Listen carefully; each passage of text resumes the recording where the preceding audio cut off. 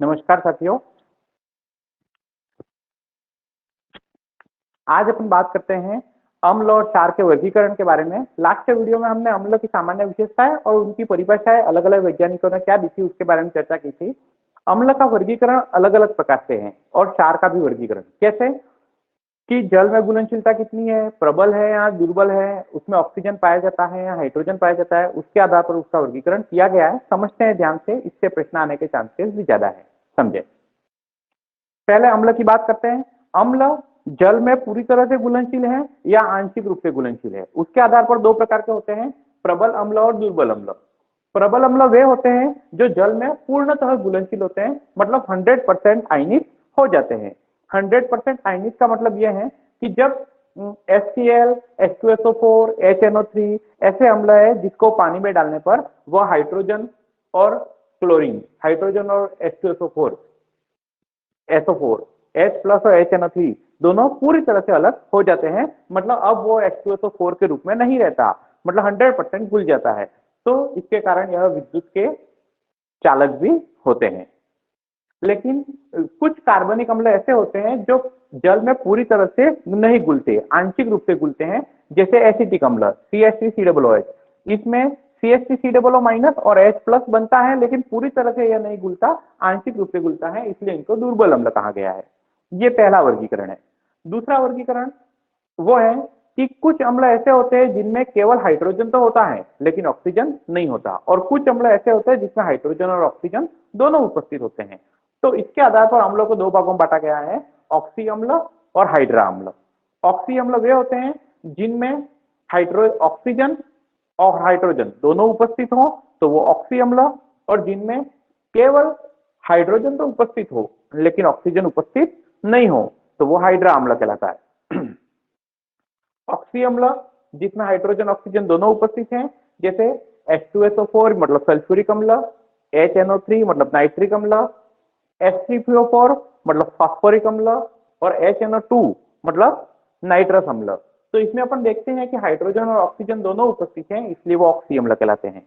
और HCl, HBr, HI, HCN ये अम्ल है जिसमें हमको हाइड्रोजन तो दिख रहा है लेकिन कहीं ऑक्सीजन नहीं दिख रहा है, तो इसको अपन हाइड्रा अम्ल कहते हैं। कंसेप्ट हुआ क्लियर। चलो अब अपन बात करते हैं क्षार के बारे में। क्षार भी जल में पूरी तरह से घुलनशील है या आंशिक रूप से घुलनशील है। उसके आधार पर दो भागों में बांटा गया है, प्रबल क्षार और दुर्बल क्षार। प्रबल क्षार जल में पूरी तरह से घुलनशील है, 100% आयनिक है, इसलिए उनको प्रबल क्षार कहते हैं, जैसे NaOH, KOH, sodium hydroxide, potassium hydroxide. इसका सामान्य नाम कास्टिक सोडा, इसका सामान्य नाम कास्टिक पोटाश। ठीक। इन सभी अम्ल, क्षार और लवणों के सामान्य नाम क्या है, सूत्र क्या है, रासायनिक नाम क्या है और इनका कहाँ कहाँ उपयोग किया जाता है उसके बारे में भी हम वीडियो बनाएंगे। परीक्षा की दृष्टि से ये भी एक इंपॉर्टेंट टॉपिक है, अगले वीडियो में इसके बारे में भी चर्चा करेंगे। दुर्बल क्षार में बात करते हैं, कैल्शियम हाइड्रोक्साइड और मैग्नीशियम हाइड्रोक्साइड। ये ऐसे क्षार हैं जो पानी में पूरी तरह से नहीं घुलते, आंशिक रूप से घुलनशील होते हैं, इसलिए इनको दुर्बल क्षार कहते हैं। दूसरा वर्गीकरण यहाँ थोड़ा ज्यादा इंपॉर्टेंट है, नामों में थोड़ा सा कंफ्यूजन है। यहाँ भी क्षार या भस्म लिखा है, यहाँ क्षार या एल्केलाई लिखा है, यहाँ क्षारक या बेस लिखा है। समझे ध्यान से। जितने भी प्रकार के क्षार हैं उनको दो भागों में बांटा गया है। जल में पूर्णतः या आंशिक रूप से घुलनशील है वो जल में विलय या क्षार कहलाते हैं। इनको इंग्लिश में एल्केलाई कहते हैं, ALKALI। लेकिन जो जल में बिल्कुल ही घुलनशील नहीं है, जो जल में बिल्कुल ही अविलय है, उनको क्षारक या बेस कहा जाता है। ये कंसेप्ट क्लियर। अब उदाहरणों की तरफ देखते हैं। जल में विलय NaOH, KOH, CaOH का होल ट्वाइस, NH4OH। इनमें ये जल में पूर्णतः घुलते हैं और ये जल में आंशिक रूप से घुलता है, जो अभी अपन ने चर्चा की। तो इन दोनों को सम्मिलित रूप से या पूरी तरह से घुले या आंशिक रूप से घुले लेकिन पानी में हल्का सा भी घुलनशील है तो वो जल में विलय कहलाते हैं। इनको क्षार या एल्केलाई कहते हैं। ध्यान रहे, प्रश्न इस प्रकार आ सकता है। जब प्रश्न हिंदी और इंग्लिश दोनों में आता है उस समय क्षार को एल्केलाई लिखा हुआ है या बेस लिखा हुआ है, इसके आधार पर क्वेश्चन बन सकता है। ध्यान रहे आप। तो एल्केलाई वे हैं जो जल में पूरी तरह से विलय है, और जल में अविलय क्षारक या बेस कहते हैं, जैसे zinc oxide, ferrous oxide, ferric oxide, aluminium oxide, copper hydroxide, ferrous hydroxide. ये सभी इस प्रकार के क्षार हैं, क्षारक हैं, जो जल में पूरी तरह से नहीं घुलते या जल में बिल्कुल ही अविलय होते हैं। अब एक कंसेप्ट यहाँ और समझें, जब अम्ल की क्रिया क्षार से होती है तो इस क्रिया को अपन उदासीनीकरण क्रिया कहते हैं। उदासीनीकरण क्रिया में अम्ल क्षार के गुणों को नष्ट कर देता है और क्षार अम्ल के गुणों को नष्ट कर देता है, इसलिए दोनों उदासीन हो जाते हैं। इस क्रिया को उदासीनीकरण क्रिया कहते हैं और इसके बाद अम्ल और क्षार की क्रिया से लवण और जल बनता है। यहाँ पर कंसेप्ट क्लियर है, ठीक। लेकिन वो जो लवण बना वो अम्लीय लवण होगा या क्षारीय लवण होगा, वो इस बात पर निर्भर करता है कि आपने कौन से अम्ल की क्रिया कौन से क्षार से करवाई है। थोड़ा सा समझे, अगर आपने प्रबल अम्ल लिया है और दुर्बल क्षार लिया है तो लवण तो बनेगा, लेकिन जो प्रबल होगा उसके लक्षण उस लवण में दिखेंगे। इसलिए प्रबल अम्ल की क्रिया जब दुर्बल क्षार से करते हैं तो बनने वाला जो लवण होता है वो अम्लीय लवण होगा। जैसे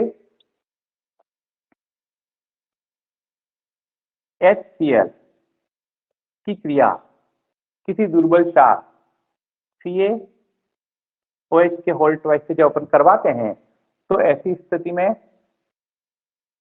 CaCl2, ये Ca और Cl2 प्लस H2O, तो ये लवण बना। अब CaCl2 जो लवण है उस लवण में हम लवण बनाने के लिए अम्ल कौन सा लिया था? प्रबल अम्ल लिया था, इसलिए CaCl2 जो है वो अम्लीय लवण कहलाता है। क्लियर होगी बात? इसी प्रकार जब हमने आंशिक रूप से घुलनशील मतलब दुर्बल अम्ल का उपयोग किया है और प्रबल क्षार लिया है तो ऐसी स्थिति में हमें जो लवण प्राप्त होगा उस लवण में क्षार की विशेषता ज्यादा रहेगी तो वो क्षारीय लवण कहलाएगा। जैसे साबुन, अपन साबुन बनाने की पूरी अभिक्रिया अगले वीडियो में पढ़ेंगे तब बताऊंगा मैं कि NaOH की क्रिया जब CH3COOH से करवाई जाती है तो साबुन बनता है। तो साबुन जब बनता है तो उस साबुन के बनने को, साबुन की परिभाषा क्या है? कार्बोक्सिलिक अम्ल के सोडियम लवण को साबुन कहते हैं। अब बात तो कार्बोक्सिलिक अम्ल की कर रहे हैं, लेकिन साबुन होता क्षारीय प्रकृति का है। क्यों क्षारीय प्रकृति का है?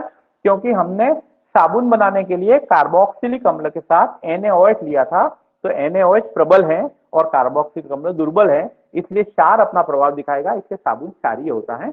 बात करेंगे नेक्स्ट वीडियो में। तो मित्रों, आपको ये वीडियो कैसा लगा? इसको पूरा देखें, लाइक शेयर सब्सक्राइब करें और अधिक से अधिक आपके साथी जो कि रीट की तैयारी कर रहे हैं उनको अधिक से अधिक आप भेजें और हमारी शुभकामनाएं आपके साथ हैं। जय।